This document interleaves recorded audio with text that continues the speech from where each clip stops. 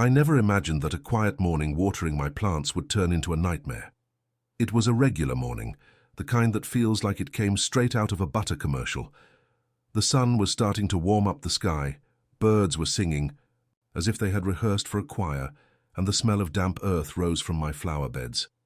I was there in flip-flops, watering can in hand, chatting with my begonias. Yes, I talked to them, judge me if you want, when suddenly, a deep rumbling. Sound cut through the air. It wasn't thunder, it wasn't a delivery truck. It was something bigger, more threatening. I stepped onto the porch, still holding the dripping watering can, and almost dropped it. Two massive tractors, yellow like danger signs, were parked, right at my entrance. They looked ready to invade my house, rip up my garden, and pave over my entire life. And then I saw her. Stepping down from one of the tractors, wearing high heels that made no sense in that setting, was Karen Mitchell, the head of the Neighborhood Homeowners Association. She had that smile, you know the one, the kind that mixes superiority, with a hint of, I'm going to screw you over and you're going to thank me for it. In her arms, a clipboard like a shield of war. In her eyes, a determination that made me grip the watering can tighter. She pointed at my flower beds, those perfect rows of daisies and hydrangeas I had tended for years, and said, in a voice that sounded rehearsed, "This violates Code 47B of the HOA regulations." I didn't even know there was a Code 47B, but the way she said it, you'd think I had planted a nuclear bomb instead of flowers. That's when I realized. Karen Mitchell wasn't just here to complain. She wanted a fight. And the worst part? She thought I would back down, apologize, and let the tractors roll over everything I had built. But there was one thing she didn't know. I don't stay quiet. Never have. And in my pocket. Both literally and figuratively. I had something that would wipe that smug smile off her face.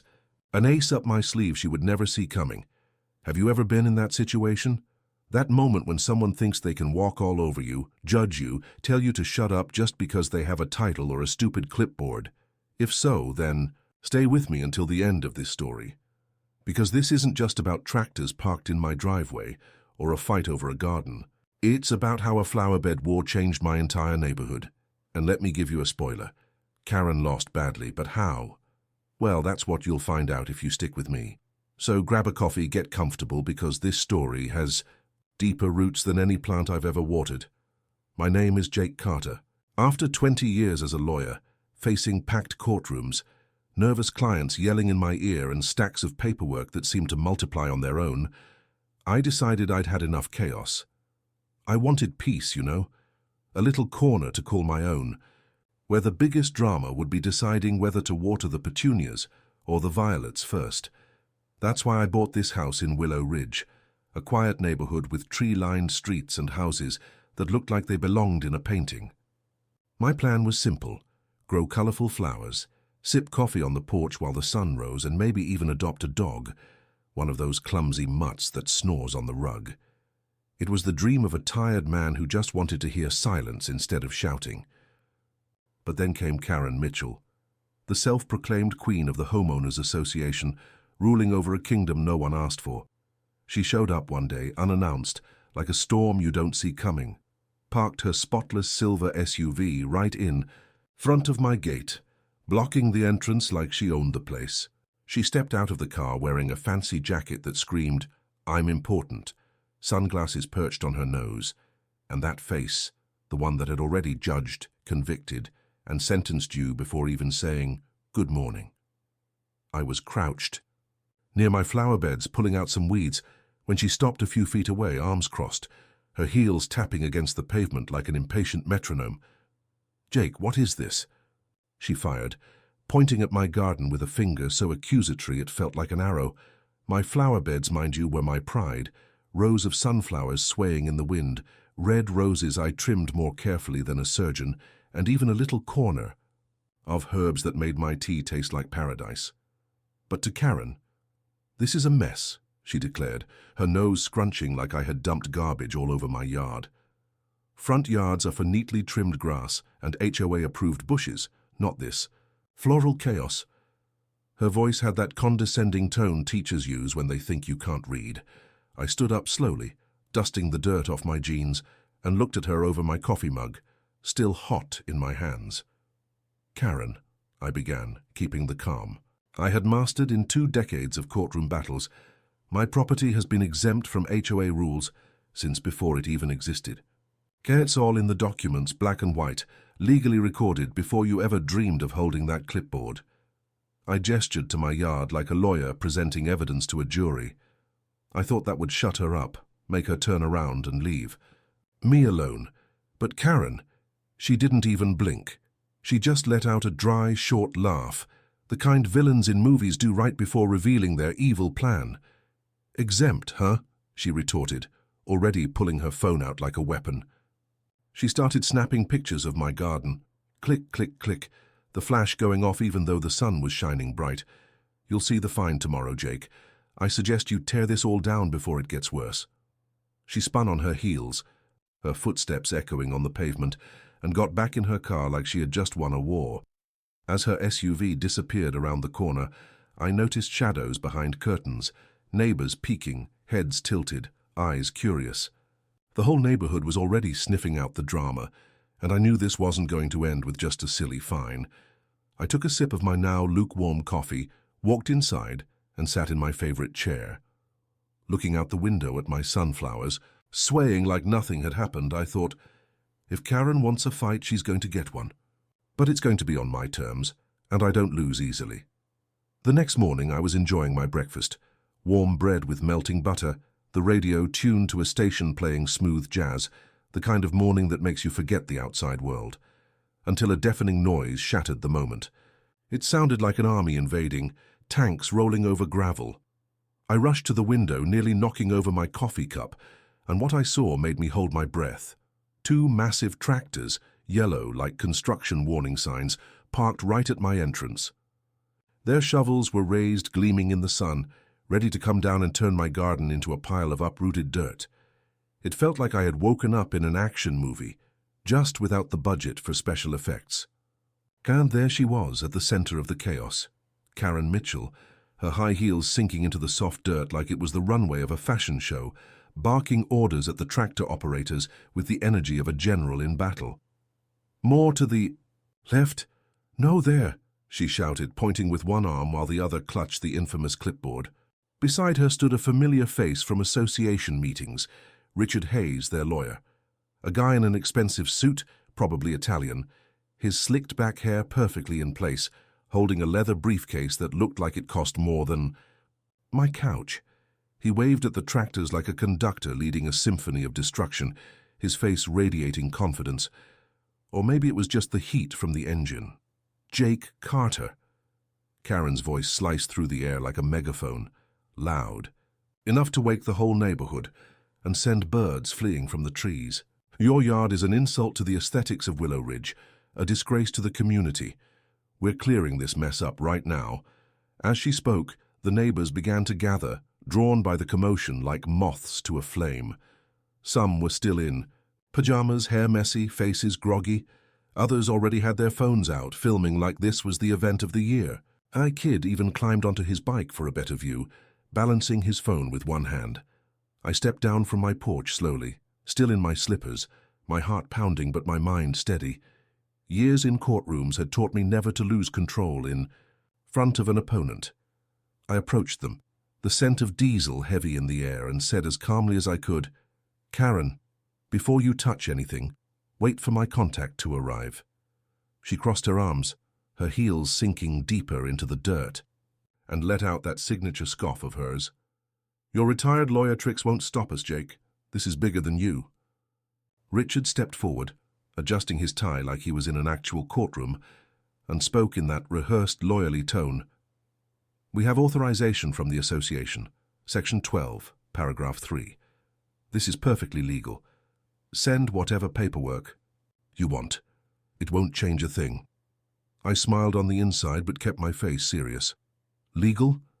They thought they were playing chess, but I already had checkmate in my pocket. The night before, after Karen had left with her threats, I had called the county records office and confirmed what I already suspected. My property was an original lot, predating the association's formation, with an exemption clause they had conveniently overlooked. All I needed now was to buy time. As the tractors rumbled, their engines filling the air with a deep hum, I pulled out my phone and sent a quick message. Reinforcements were on the way. Looking at the neighbors, now forming a semicircle of intrigued spectators, I raised my voice. "Keep filming, folks. Make room on your camera rolls because this is one for the history books." Karen narrowed her eyes, suspicious, but still convinced she had the upper hand. Richard flipped through his briefcase as if searching for something to shut me up. The tractors growled louder, their buckets trembling in the air. And me, I just stood there in my slippers, hands in my pockets waiting for the right moment. About 15 minutes later, while Karen was still gesturing at the tractors like she owned the world, a sleek black car pulled up to the curb, its engine purring, softly. Heads turned, curiosity sparking in the crowd, and I felt an almost tangible wave of relief. It was Emily Parker, from the county records office, a short woman with oversized glasses and her hair in a tight bun, but with a presence that made you stop and listen. She stepped out with purpose, carrying a stack of yellowed maps and documents that looked like they'd been dug out of a forgotten archive. The scent of dust and history filled the air as she spread them out on the hood of my car, like a general unveiling a battle plan. "Good morning, everyone," she said, her voice calm but razor-sharp, leaving no room for interruptions. "Ms. Mitchell, it looks like Jake is right about this property." Karen went red instantly, her cheeks puffing up as if someone had pressed an emergency button. "What? This is ridiculous," she snapped, her heels stomping the ground harder, as if, trying to break through and prove her point. Emily didn't even blink. She adjusted her glasses, picked up a 1975 map, worn at the edges but with lines still crisp as if drawn yesterday, and pointed with a steady finger. When the Carter family sold this land to developers, they retained special rights. First, total exemption from any future homeowners association. Second, ownership of the underground water and power easements running through this area. She traced a curve on the map with her fingernail, a perfect arc ending right where the tractors were stationed, their buckets still poised like guillotines ready to drop. "These tractors," she continued, lifting her gaze to Karen, "are parked on Jake's private property. That technically is trespassing." For a moment, silence fell, broken only by the wind rustling through the sunflowers in my yard. Richard Hayes, the high-priced lawyer, started flipping through his briefcase frantically, his hands trembling slightly, sweat beading on his forehead. Like he'd just run a marathon under the sun. "There's no exemption in our records," he protested, his voice rising an octave, almost a squeak. Emily smirked just a little as she pulled another document from the pile, an official county record stamped and faded but still legible. "That's because your records start in 1990. Mr. Hayes, these papers are from 1975, filed with the county before Willow Ridge became what it is today. They override any rules you made after." The tractor operators exchanged uneasy glances, their boots shifting against the gravel. One of them, a big guy with his cap turned backward, exhaled loudly and shut off his engine, clearly unwilling to get caught in this crossfire. The growling of the machines died out, leaving a silence that somehow felt louder than their engines. Karen erupted. "This is a trick, a blatant lie." Her voice trembled with rage, but the neighbors, now forming a full-circle audience, some holding coffee, others chuckling under their breath, didn't look convinced. A teenager filming with his phone murmured to his friend, "This is better than TV." I stepped forward, feeling the solid earth beneath my slippers, and met Karen's furious gaze. "Karen," I said, my voice calm but carrying the weight of victory, "I think you picked the wrong house to mess with." For the first time I saw something change on her face. The confident smile faded. Her eyes blinked rapidly, and a thin but visible crack of doubt passed through her gaze.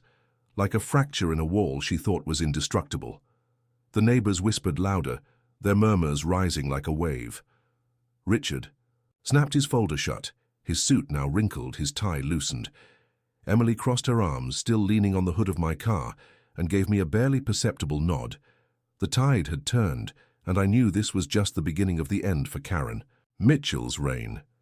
As Karen tried to justify herself, gesturing as if she could convince the entire neighborhood with sheer willpower, an unexpected figure cut through the crowd.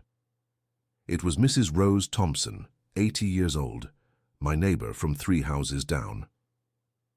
She walked slowly, limping, supported by a polished wooden cane that struck the pavement with a firm thud-thud, the sound echoing like a warning. Her wrinkled face was serious, her eyes gleaming with a determination I hadn't seen since she told me stories of her youth, when she had stood up to overseers to protect her family. In her trembling hands, she carried a worn-out brown folder, its edges frayed, as if it had held secrets for years. "Jake, take this," she said, her voice raspy but strong, cutting through the air like a blade that didn't match her frail body. I took the folder, feeling its weight, not just physical, but something much heavier. I unclasped the fastener with a click and nearly dropped everything to the ground when I saw what was inside. Bank statements from the association, pages upon pages with handwritten notes scribbled in red ink, the lines crooked but filled with anger. Over the past 3 years, Karen and Richard had been charging every resident an extra $200 a month, money that dripped into their accounts like a leaky faucet. The reason? Community club renovations, according to the fancy printed notices we all received in the mail. Yet the club remained the same, falling apart, paint peeling, broken chairs, and a leaking roof that dripped every time it rained, just like it had for years. But numbers don't lie. More than $250,000 had vanished, slowly funneled into a company called KM Consulting. And guess who the owners were? Karen Mitchell and Richard Hayes, of course, their signatures stamped in bold letters on the records. Mrs. Rose turned to the neighbors, planting her cane firmly on the ground, and raised her voice as if rallying an army for battle. They fined me $300 because of my doghouse, saying it was out of regulation. They gave me 3 days to pay up or they'd tear it down. Meanwhile, they were stuffing their pockets with our money. The crowd erupted instantly. A man in a baseball cap shouted, "Son of a bitch!" while a woman in pajamas shook her head, arms crossed, muttering for everyone to hear. I knew something was off. A skinny teenager with messy hair was live streaming, narrating for his followers, "Guys, this is turning into a police case." The murmurs grew, a wave of anger and disbelief that made the air vibrate. Karen shrieked, her voice nearly a screech. "This is lies! Defamation! You have no proof!" But her desperation only fueled the fire. Then, the deep rumble of an engine cut through the commotion, and a sheriff's patrol car rolled onto the street, its red and blue lights flashing like a silent warning. Sheriff Tom Bradley stepped out, a tall man with a graying mustache and eyes that had seen it all. He adjusted his belt, glanced at me over the crowd, and spoke in that low, commanding voice that didn't tolerate nonsense. "Jake, what's going on here?" I stepped forward, still holding Mrs. Rose's folder, and handed it to him like I was passing off a live grenade. "Sheriff, I think this goes beyond a backyard dispute. This might be a crime." He opened the folder, flipping through the pages. With calloused fingers, his eyes scanning the rows of numbers and handwritten notes. After a few moments, he shook his head slowly, his mustache twitching into something that wasn't quite a smile. "We're going to need to look into this," he said, snapping the folder shut with a clap that sounded like a judge's gavel. His gaze landed on Karen and Richard, who stood frozen just a few feet away. Karen turned pale as a sheet, her lips trembling as she tried to speak, but nothing came out. Richard, on the other hand, fumbled with his phone, his thumbs flying across the screen, probably calling someone who could save their skins or at least stall the inevitable. The neighbors pressed closer, some shouting questions at the sheriff, others pointing at Karen like she was a soap opera villain caught red-handed. Mrs. Rose stood beside me, her cane planted firmly, and muttered, "I knew they were rotten from day one." I just nodded, feeling the weight of the moment. My backyard was still intact, but now the fight was bigger, and Karen Mitchell was about to find out that messing with me had been the worst mistake of her life. Karen and Richard didn't wait for the sheriff to say another word. Before he could take another step with that folder in hand, the two of them bolted for their silver SUV, like the ground had turned to lava. Karen stumbled in her heels, nearly face-planting into the gravel, while Richard tossed his own folder into the back seat, the two of them scrambling into the car in a mess of arms and legs. The engine roared, tires screeched against the pavement, and they disappeared around the corner, leaving behind a cloud of dust and a stunned neighborhood. But the story didn't end there. Not even close. That night, I was trying to fall asleep. My body exhausted, but my mind still spinning from the insanity of the day. The silence of the neighborhood was almost comforting, until my phone beeped, a sharp sound slicing through the darkness. It was my porch security camera. I opened the app, rubbing my eyes, and what I saw made me sit up straight in bed. Karen and Richard, at 2 a.m., caught in the cold glow of the security light. They were in my yard, ripping out my plants with their bare hands like rabid animals. Karen yanked my sunflowers out by the roots, dirt flying onto her expensive dress, while Richard stomped my roses to bits with his polished shoes. And then, in a moment of pure audacity, Karen looked straight into the camera, eyes burning with rage, and made a throat-slitting gesture before, sprinting back to the car with Richard. Their SUV sped off into the night, their headlights vanishing down the street. I didn't waste any time. I sent the video to Sheriff Tom right away with a short message. They're back. By morning, he was at my door with a tired smile and a fresh warrant. Trespassing and vandalism, he said, shaking his head. Those two just don't know when to stop. But the final blow was yet to come. With Mrs. Rose's evidence, those bank statements covered in red markings, the county launched a full investigation into the association's accounts. Weeks later, the results hit like a bomb. Karen and Richard were arrested for fraud, embezzlement, and falsification of records. The total? Over $250,000 stolen from neighbors over the years, all hidden behind fake fees and promises of renovations that never happened. Some of the money was recovered, and we all came together to decide what to do with it. We built a playground for the kids, with slides, swings, and even a little wooden playhouse that Mrs. Rose's dog approved with a bark. And my garden. The morning after the vandalism, I woke up to the sound of voices and laughter outside. I pulled back the curtain and could hardly believe my eyes. About 20 neighbors were in my driveway, carrying flower seedlings, shovels, watering cans, and even a tray of hot coffee that smelled like heaven. Mr. Peterson, that quiet old man who lives on the corner, hobbled over with a shovel in hand and a crooked smile. "Jake, we've got your back," he said, patting my shoulder harder than I expected from a 70-year-old. In just a few hours, the entire neighborhood was there, hands in the dirt, replanting every flower bed. The kids ran between the flowers. The adults swapped stories about Karen's ridiculous finds, and even the teenager, who was always glued to his phone, put it down to help. By the time we were done, my garden was standing again, more beautiful than before, with tall sunflowers, vibrant roses, and even a new lavender corner that Mrs. Rose insisted on bringing. Karen thought she could silence me, that a couple of bulldozers and a few threats would make me give up, but all she really did was unite the neighborhood against her. That day, as the sun hit the freshly planted flowers and the scent of coffee filled the air, I looked at my neighbors, now friends, and thought, "Thanks, Karen. You lost big time, and we gained so much more than just a garden." In the end, all I wanted was to grow my flowers in peace, to water my sunflowers, trim the roses, feel the soil in my hands, and sip coffee on the porch as the sun rose. It was a simple plan, the dream of a guy who had already faced too many courtrooms and just wanted a quiet place to call his own. But sometimes life doesn't give you a choice. It throws you into a ring you never signed up for, with gloves you didn't even know you had. And I learned something in all this chaos. When you stand up against abuse of power, you don't have to fight alone. It's not just about courage. It's about the people who show up by your side, bringing shovels, seedlings, and even a folder, full of evidence that takes down the villains. Today, Willow Ridge no longer has a homeowners association. We came together, tore down that rotten system, and built something new in its place. A community group with fair rules that we decide together, sitting in plastic chairs in Mr. Peterson's backyard, drinking lemonade and laughing at the crazy ideas that come up. Now gardens like mine are welcome, colorful, messy, full of life. Dog houses like Mrs. Rose's have become part of the neighborhood's charm, painted blue, red, or whatever color their owners choose. Karen thought that 2 loud bulldozers and an expensive lawyer would intimidate me, make me back down and rip out my flowers. but she was dead wrong.